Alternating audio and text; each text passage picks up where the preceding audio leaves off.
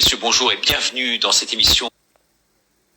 Le défi de la vérité de François, avec, vous allez le voir aujourd'hui, vraiment un invité de marque, un homme extrêmement courageux. Patrick Joland, bonjour. Bonjour Richard. Vous êtes docteur diplômé de l'une des plus prestigieuses universités américaines. Vous étiez directeur décryptage, il faut le dire, de l'une des plus grosses sociétés américaines de cybersécurité. Vous allez nous parler pendant près d'une demi-heure de cette crise avec, vous allez le voir, et là je m'adresse vraiment au public, d'énormes révélations à la clé. Alors tout d'abord, pourquoi ce livre? Pourquoi ce livre, Richard? Je suis en colère. Je suis en colère parce que on a sacrifié les actifs, des jeunes, pour des vieux comme moi. Je suis en colère parce que on m'impose de me vacciner, alors que je ne le veux pas. Je suis en colère parce qu'il y a un président, soyons clairs, il y a un président qui ne sait pas parler aux jeunes. La seule chose qu'il propose, c'est le remboursement d'une visite chez un psy. Je suis en colère et j'appuie parce qu'effectivement, ma génération est une génération dorée. C'est une génération qui n'a pas connu la guerre, c'est une génération qui est partie à la retraite à 60 ans, c'est une génération qui a pu acheter des biens immobiliers quand c'était possible. C'est une génération qui est privilégiée en quelque sorte. Qui est privilégiée. Et on va foutre en l'air, parlons vulgairement, foutre en l'air, je dirais, des jeunes et des actifs pour une génération comme moi. Donc à un moment donné, il faut dévoiler un certain nombre de choses. Il faut que la vérité sorte. Alors cette vérité, elle sort vraiment dans votre livre, hein, extrêmement à charge, un monde de menteurs que vous avez auto-édité et vous allez comprendre le public pourquoi et il n'a pas trouvé d'éditeur. En fait, vous êtes en quelque sorte le nouveau Snowden, on peut le dire? J'espère que je ne dis pas comme lui. En tous les cas, vous qui étiez dans la cybersécurité, vous pouvez le dire aujourd'hui et l'affirmer très clairement, 80% des informations aujourd'hui qui circulent sur Internet sont des fake news. Mais des fake news, pas dans le sens où on l'entend aujourd'hui, en tout cas où le gouvernement l'entend aujourd'hui. Tout à fait, il y a des fake news, je dirais, qui sont voulus. D'accord, on aura l'occasion d'en parler. Mon rôle est essentiellement dans toutes ces fake news-là, de regarder qu'est-ce qui est vrai. Donc tout ce que je vais raconter, en dehors, je dirais, de l'agence, qui est au courant de l'émission, qui est au courant du livre, tout ce que je vais raconter existe sur Internet. Ce qu'il faut, c'est simplement avoir le temps de chercher cette information-là et de s'assurer qu'elle est bonne. C'est ça mon job. Alors vous avez le privilège à la fois de connaître et de maîtriser mieux que personne, et je pense qu'on peut réellement le dire, la cybersécurité. Vous rentrez dans les mécanismes du système, mais également vous avez cette faculté, bien sûr, en étant quasi bilingue, plus que quasi bilingue, vous êtes bilingue, de pouvoir donc traduire des documents officiels qui sont un peu perdus sur Internet et que vous arrivez vraiment à ressortir du lot. Oui, je vais même vous dire, je vous avoue un secret, je me suis même mis au chinois. Que vous parlez maintenant à quel niveau? Que je parle, je dirais, à un niveau très moyen. Mais je me suis mis au chinois parce qu'à un moment donné, il a fallu consulter des sites chinois. On en parlait du site de Wuhan. Et il fallait, je dirais, essayer de trier dans toutes les sites d'information. La ville de Wuhan a un site particulier. Et il y a des choses qui sont passées à partir du mois d'octobre 2018, 2019 et 2020 sur ce site de la ville de Wuhan. Et je tenais absolument à m'imprégner de la culture, je dirais, chinoise pour essayer de regarder un petit peu ce qui était le vrai du faux. Parce qu'effectivement, ce sont des gens qui manipulent, je dirais, le vrai et le faux. Alors parmi toutes les révélations que vous allez nous faire, et là on rentre vraiment dans le vif du sujet, il y a un point très précis, une date précise, c'est 2003, où déjà ce virus, et ça personne ne le sait en France, déjà le virus existait en Chine. Sous une forme un peu différente, mais c'est quasiment le même, le SARS. Alors effectivement, ce fameux syndrome de respiration qui provoque des conséquences graves au niveau des humains existe en 2003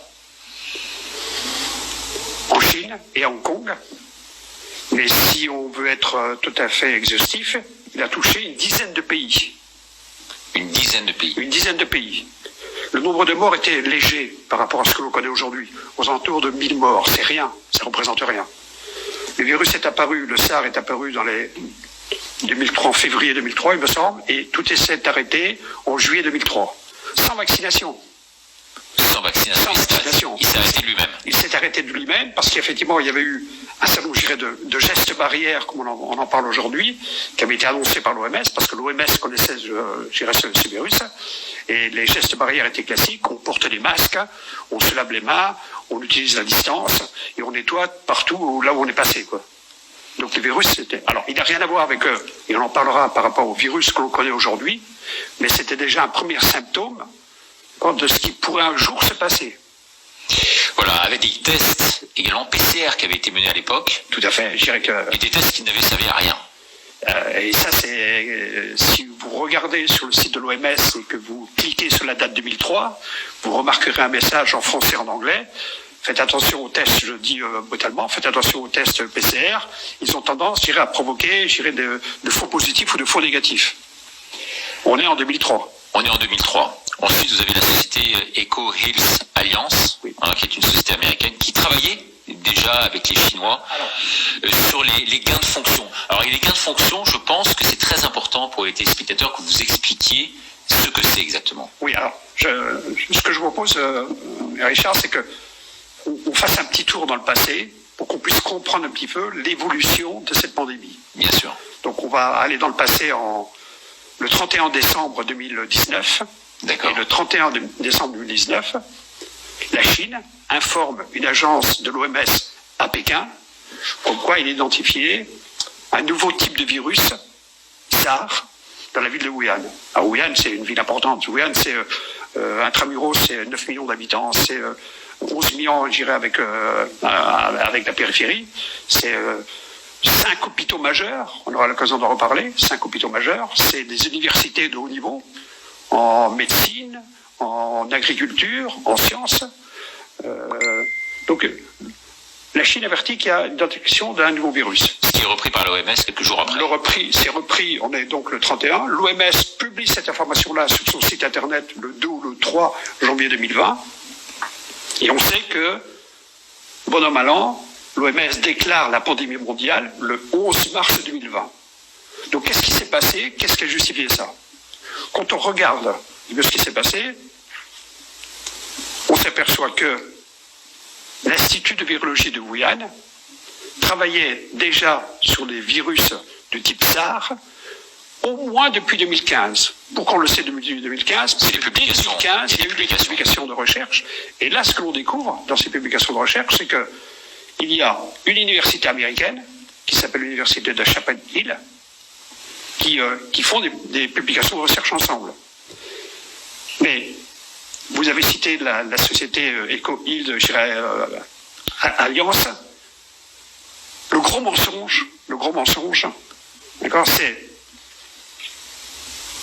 il y a un partenariat qui existe avec l'Institut de virologie de Wuhan et une institut américaine depuis plusieurs années qui travaille sur les gains de fonction de ces fameux virus, et cette société s'appelle Eco-Alliance.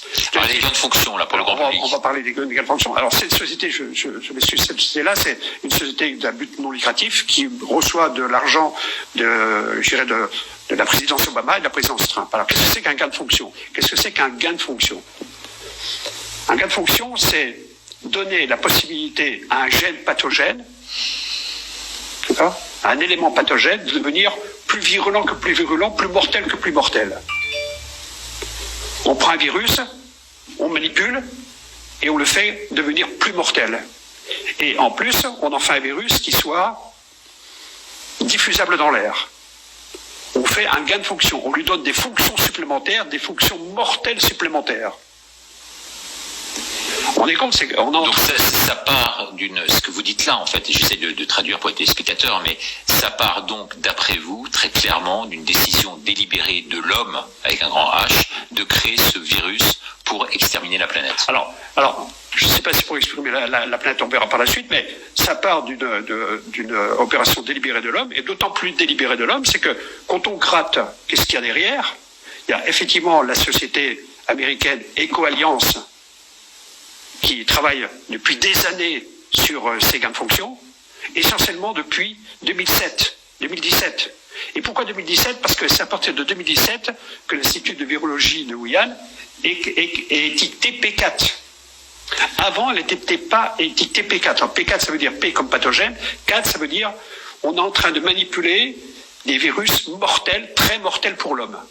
C'est ça, P4. Il faut dire que c'est un laboratoire qui a été visité en son temps par François Hollande et toute une délégation française. Mieux que ça, c'est un laboratoire qui a été fourni par la France à la Chine, qui a été inauguré en 2017 par le Premier ministre Bernard Cazeneuve, qui a été inauguré par la ministre de la Santé, Marie-Claude Touraine, qui a été inauguré par Yves Lévy, le mari de Buzyn. Le mari de la future ministre de la Santé, d'accord, et qui a été inauguré par Raoul, par M. Raoul, qui est le directeur général, je dirais, de laboratoire P4 de Biomérieux de Lyon. Donc la France connaît, la France sait ce qui se passe à l'intérieur. Donc vous vous rendez compte, on est en train de dire...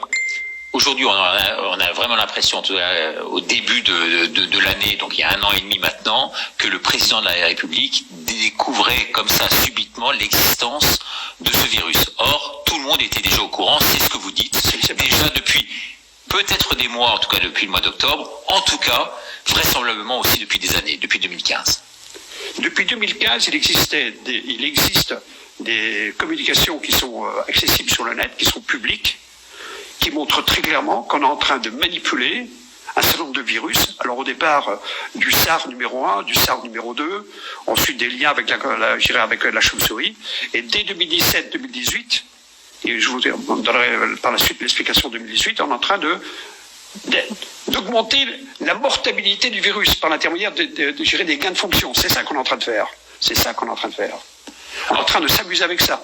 Et d'autant plus, à partir de 2018, on est sûr de 2018, parce qu'en 2018, l'ambassade américaine qui est en Chine envoie des messages alarmistes aux autorités américaines. Attention, on ne sait pas ce qui se passe dans l'Institut de virologie de Wuhan, mais on est à 2 doigts d'une pandémie mondiale, SARS. Des messages cryptés de l'ambassade américaine envoyés aux autorités américaines, premier trimestre 2018. Preuve. Et il y a également donc des tests qui sont faits en parallèle aux Pays-Bas. Ça, vous pouvez nous en parler parce que c'est quand même très important et le public ne le sait pas, ça.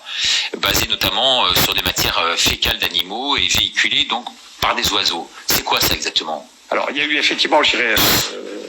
alors là, c'est un peu des informations que l'on va trouver difficilement un peu sur le net, mais c'est possible de trouver les liens sur le net. C'est qu'il y a eu des essais, et il y a des essais qui ont été effectués aux Pays-Bas. Le virus, après avoir eu ses gains de fonction supplémentaires, sa mortalité supplémentaire, on a voulu tester ce qu'il donnait. On a infecté des oiseaux, on les a lâchés dans un champ de vaches, et toutes les vaches sont mortes. Toutes les vaches sont mortes. Le virus était vraiment bien. On a fait un bon boulot. On a fait un bon travail. On lui a ajouté des gains de fonction supplémentaires. On a fait un bon travail. Alors pourquoi ça? Pourquoi ça? Essayons de revenir. Oui, c'est ça. À qui profite le crime finalement? À qui profite le crime? Alors, revenons aux différents acteurs de cette scène morbide. Revenons aux différents acteurs. Donc on est dans un James Bond là, quasiment. On est dans un James Bond.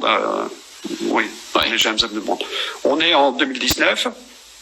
La Chine informe qu'il y a détection de nouveaux virus. On déclenche une pandémie mondiale.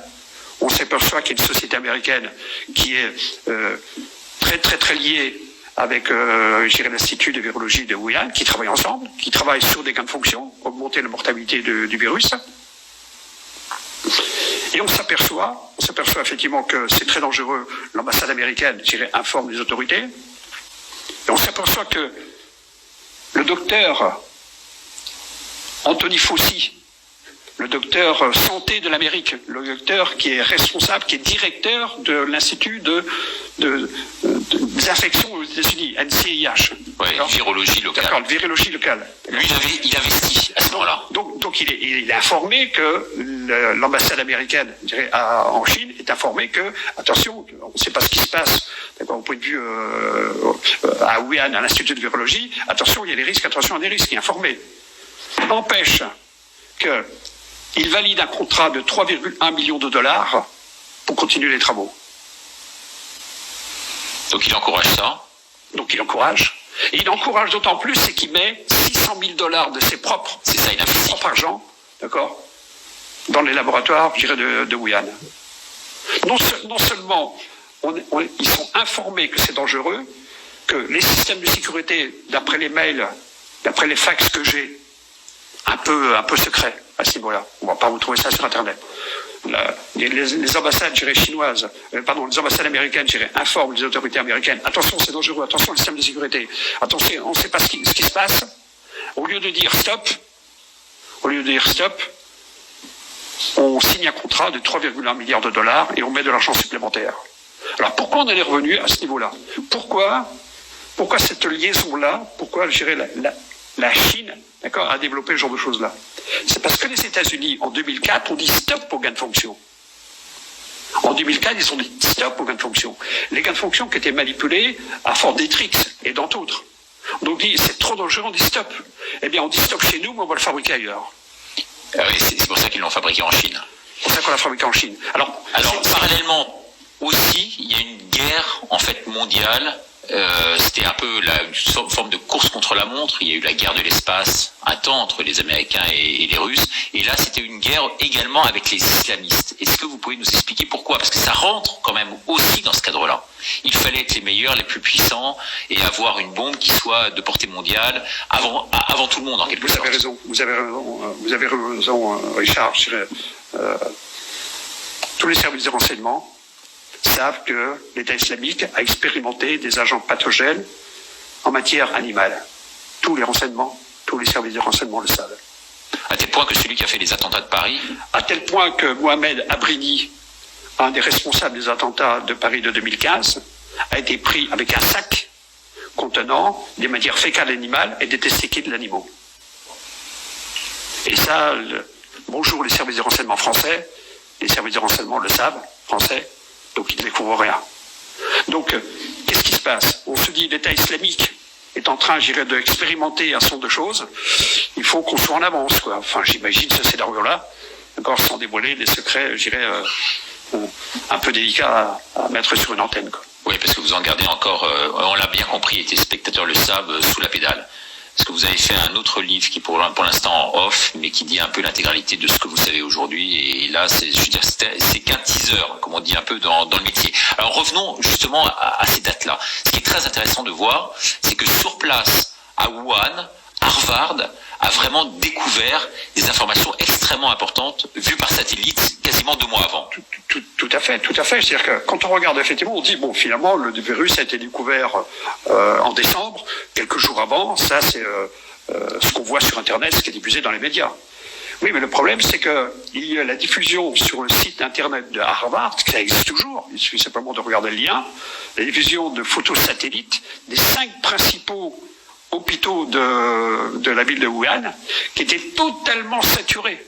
C'est-à-dire que quand on compare ce qui s'est passé, et ça on est en mi-octobre 2019, quand on compare ce qui s'est passé une semaine avant, et quand on compare ce qui s'est passé 1 an avant, et Harvard a noté... Le rapport est de 1 à 10. À compter le nombre de véhicules... Il y a 200 à 600. Voilà, 200 à 600 sur les 5 hôpitaux. Donc il y a une marée humaine qui allait se faire soigner à ce moment-là. Donc on suppose effectivement qu'il y a une marée humaine qui s'est passée, je dirais, pendant les 15 premiers jours, je dirais, du mois d'octobre. Et c'est d'autant plus vrai, c'est qu'en faisant des recherches, on s'aperçoit qu'à cette même période-là, il y a eu une recherche sur Internet des mots-clés, tels que la grippe, tels que la température, tels que ceci et autres, qui dit, mais à un moment donné, ils ne savaient pas ce qui se passait. Mais on ne peut pas dire que le virus a été découvert en décembre, voire quelques mois avant.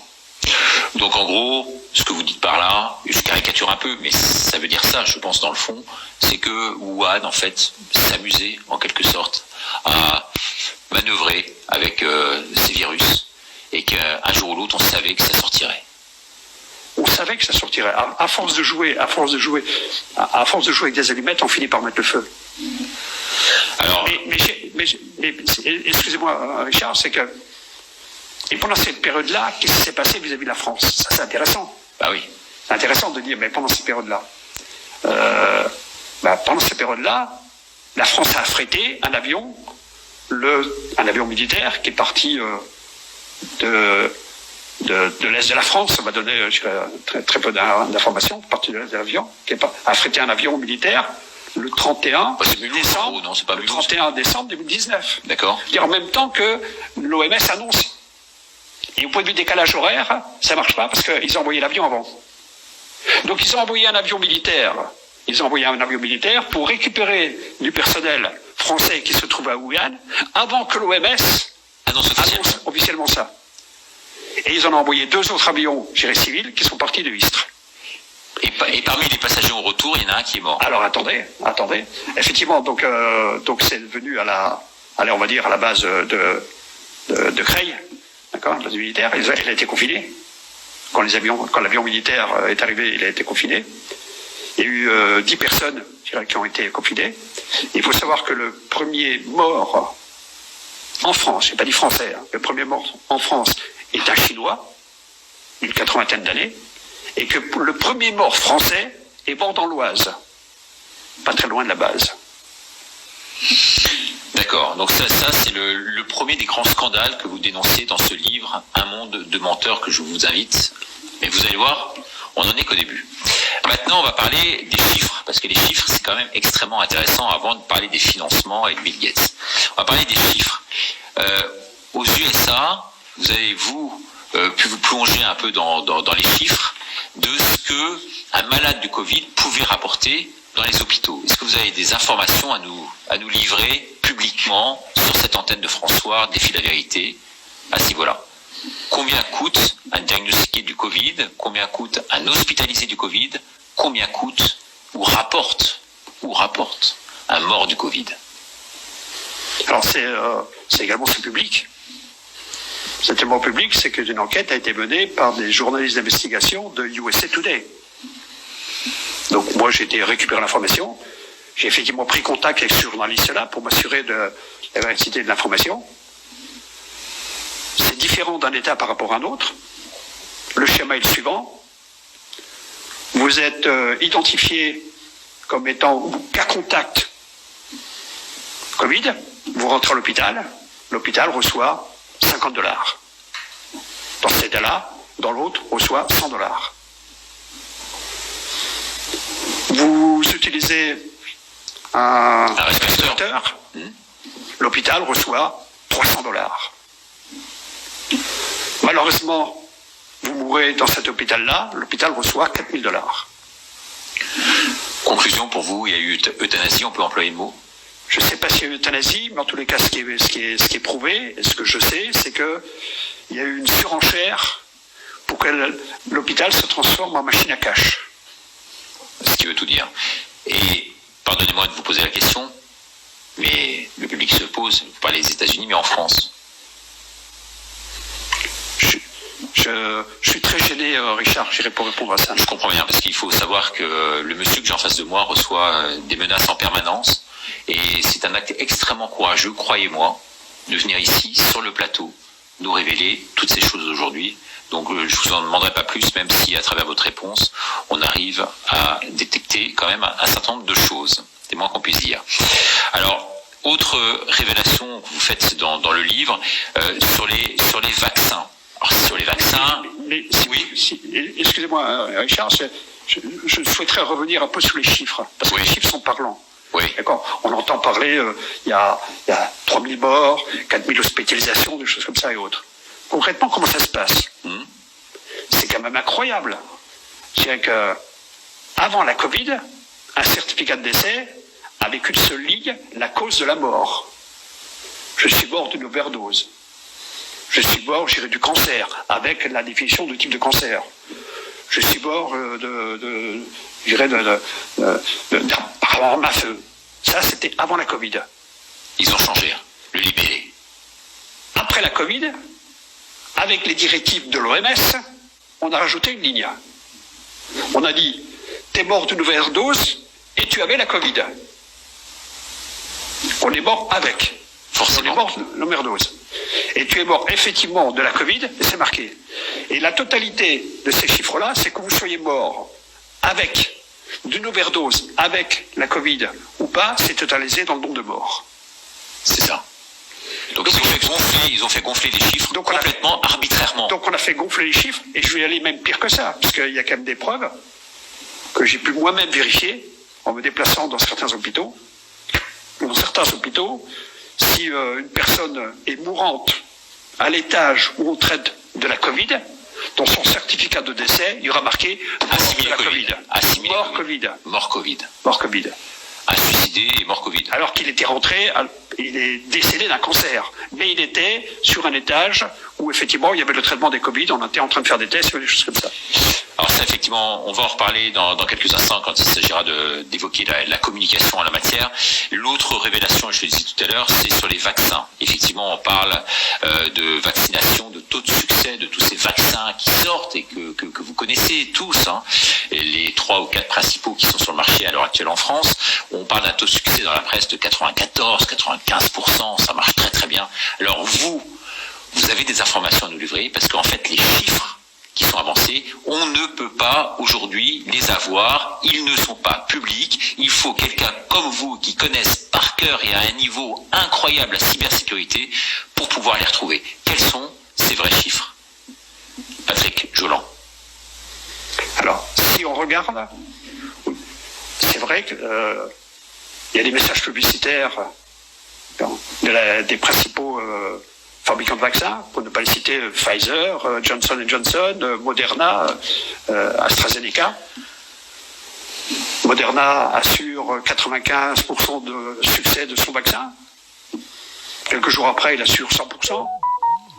Johnson assure 90%. Moi, je veux bien. Et la question que je me pose, c'est d'où viennent ces chiffres? D'où vient ce 90% et basé sur quoi?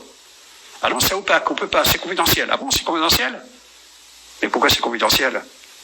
Comment vous avez fait ces 95%? Alors j'ai été un peu gratté. D'accord, je suis tombé par hasard sur des papiers d'accord, qui montrent qu'en réalité, l'efficacité est nettement moindre, sans annoncer des chiffres, est nettement moindre que c'est annoncé. Et ce que vous dénoncez également dans le livre, qui est très intéressant parce que vous parlez des vaccins, c'est d'abord les financements assez opaques derrière, parce qu'effectivement, il y a pas mal d'hommes politiques du premier plan qui auraient investi dans ces vaccins-là. Dans toutes les sociétés qui fabriquent des vaccins, sauf le vaccin Sputnik chinois, Sputnik russe. Sputnik russe, je dirais Bill Gates a mis de l'argent. Y compris dans les sociétés chinoises. Y compris dans Sinopharm. Il y a 3 vaccins chinois. Il y a 3 vaccins chinois, y compris dans les 3 fabrications chinoises. Je dirais que pour être très très clair, dans la société Moderna, Bill Gates a mis 10 millions de dollars. Ce qu'on peut dire, c'est que Bill Gates, donc ce que vous disiez, hein, a pris une participation donc dans tous ces vaccins, excepté le russe. Excepté le russe. À ma connaissance, je n'ai pas d'informations concernant les Russes. Il a mis de l'argent dans la société Moderna, il a mis de l'argent chez Johnson & Johnson, il a mis de l'argent dans AstraZeneca, il a mis de l'argent, je dirais, des dons. Hein. Il a mis des dons, je dirais, dans les sociétés, au moins d'une société, je dirais, chinoise. Mais quand on revient au vaccin... Toutes ces sociétés avaient des casseroles avant celles dont vous parliez. Là. Toutes ces sociétés ont des casseroles, sauf Moderna. On parlera de manière particulière sur Moderna. Alors, toutes les sociétés ont des casseroles. Si vous me posez la question, Richard, pourquoi tu ne te fais pas vacciner, Patrick? Premièrement, c'est des sociétés, ce sont les seules sociétés qui fabriquent des produits sur lesquels ils ne sont pas responsables. Je me fais vacciner, j'ai un problème, je veux voir qui? Pas eux, ils ne sont pas responsables. Je veux voir la communauté européenne qui, eux, va me rembourser. Pourquoi je ne me fais pas vacciner? Quand je regarde toutes les casseroles qui traînent... Et les assurances, elles ne remboursent pas. Et les assurances vont me dire, écoutez, on a du mal à vous faire rembourser sur un vaccin qui est en test. Bon, on en parlera, les vaccins sont en test. Phase 2, et pas phase 3. Phase 2, une partie de la phase 2. La phase 2 sous Pfizer se termine en juillet 2021. On n'est pas encore en juillet 2021 qu'à la fin de la phase 2. Mais ça, c'est sur le site internet de la société, je n'invente rien. Hein. Et vous parliez de Moderna, là. Alors, au niveau de Moderna, il faut peut-être faire c'est une très belle société. Dirigée par un Français. Dirigée par un Français, qui a fait l'école centrale, je dirais, de Paris. D'accord. Qui fait partie de la liste des milliardaires. Alors, la société Moderna, alors le nom Moderna vient de quoi? Moderniser, le RNA veut dire moderniser l'ARN. Je veux moderniser l'ARN. D'accord, d'où vient le nom. C'est toujours important de regarder un petit peu l'étymologie des noms. Moderna a été créé en 2010. Il n'avait aucune antériorité dans ce milieu-là. Aucune antériorité, aucun passé, d'accord, dans ce milieu-là. En 2018, ils ont déposé un dossier pour rentrer à la bourse de New York. Quand on rentre à la bourse de New York, il y a le gendarme de la bourse de New York qui s'appelle la SEC qui vient analyser le dossier. C'était refusé. Il analyse le dossier et le rapport qui est également disponible sur Internet, d'accord, dit, écoutez, le niveau de risque de vos produits est très important. Vous n'avez même pas fait d'essai sur les animaux. Non, on ne sait pas ce que ça veut dire, l'ARN. Revoyez votre copie. Donc il est en premier refusé. On revient, puis il est accepté.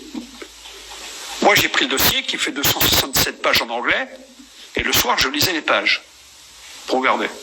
Et je suis tombé sur une page où Moderna, en 2018, a des partenariats privilégiés avec une société qui s'appelle AstraZeneca. Moi, je dis, mais comment ça, ils travaillent ensemble? Mais ils travaillent ensemble depuis des années, monsieur Joland. Ah bon, mais c'est même noté dans le document officiel tiré de la bourse.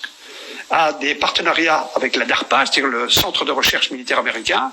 Il y a des partenariats avec la fondation Bill Gates. Bill Gates et Melinda Gates. Et Melinda Gates. Alors, c'est intéressant comme truc. Quand je me fais vacciner par Moderna, c'est le vaccin ZNRK. C'est quoi les partenariats? Alors évidemment, on est en 2018, on n'est pas en 2019. Mais le partenariat existe toujours. Allons un peu plus loin sur la société Moderna. Et au niveau, puisque vous m'avez posé la question sur les vaccins. On est au début 2020.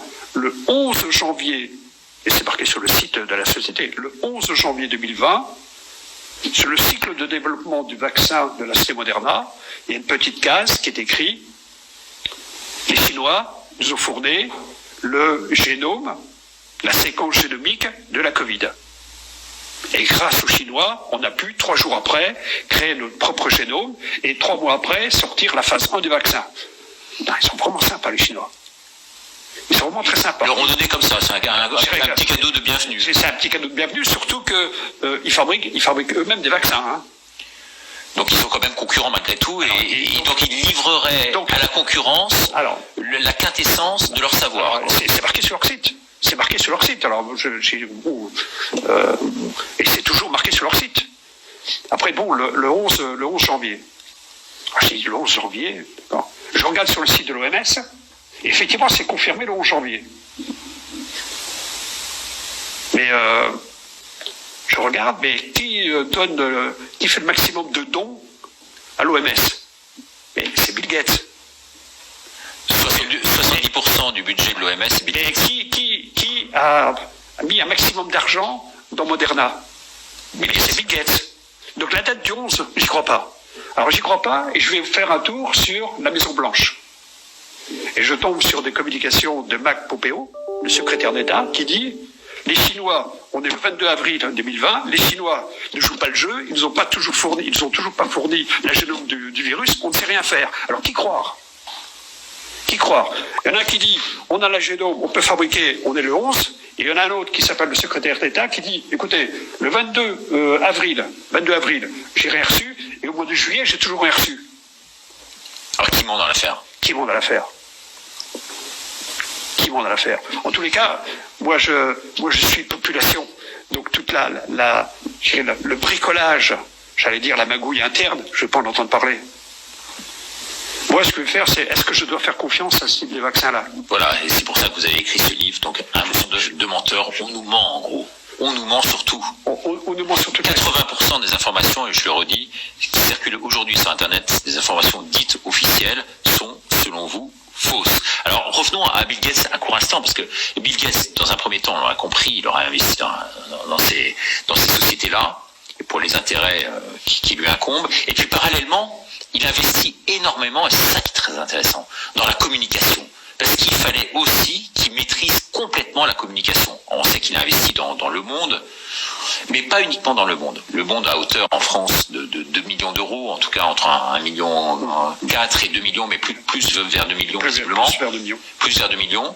Et pour le reste, est-ce que vous pouvez nous livrer la liste des journaux dans lesquels il aurait investi? Alors, je dirais que si Bill Gates, je ferai un livre sur Bill Gates. Il est prévu. D'accord ? Je me tâte de savoir si je raconte tout. Bill Gates a investi dans tous les laboratoires, que ce soit Merck, que ce soit Novartis, que ce soit, je dirais, AstraZeneca, que ce soit Johnson & Johnson, que ce soit Moderna et autres. Il investit des centaines de millions de dollars. Des centaines de millions de dollars. Bill Gates, pour un certain nombre de raisons, a chapeauté la presse et les médias. Il a fait des dons au Monde, il a fait des dons à Al Jazeera comme journal, il a fait des dons à la BBC. Al Jazeera. Il a fait des dons à la BBC. D'accord. Il a fait des dons, je dirais, Guardian, je crois. Au The Guardian. D'accord. Il a fait des dons à l'école de journalisme européenne. Pourquoi? Pour la formation des journalistes de demain. Pourquoi? Comme j'ai l'esprit un peu mal placé, ça dépend comment je me lève, je me suis dit, avec ça, le journal Le Monde n'est pas prêt de faire un mauvais papier sur Bill Gates, quoi. Et puis il a également investi dans pas mal de journaux d'Europe de l'Est. Et beaucoup investi dans les journaux d'Europe de l'Est. En tous les cas, écoutez, je pense que, comme disait ma grand-mère, la coupe est pleine. Après tout ce que vous venez de nous livrer comme information de toute première importance, on va pas en dire plus parce que quand même il faut maintenir le suspense et que les téléspectateurs puissent lire votre livre. En tout cas, on a passé, je crois, plus d'une demi-heure en votre compagnie, ce qui est déjà énorme. Et en tout cas, je vous remercie infiniment d'être venu très courageusement. Et je le dis haut et fort, parce que des gens comme vous, je veux dire, il n'y en a pas beaucoup qui osent dire tout cela à l'antenne, chez nous et dans les conditions du direct. Donc effectivement, un monde de menteurs, la cybersurveillance au service de la vérité. Il n'y a pas que le Covid, ce sera peut-être l'occasion de revenir sur cette chaîne ou sur une autre pour en parler. En tous les cas, merci infiniment d'être venu. Merci Patrick Jolan, merci à vous téléspectateurs de nous avoir suivis. Envoyez toutes vos réactions à présent sur le site de François et merci pour votre fidélité. Au revoir.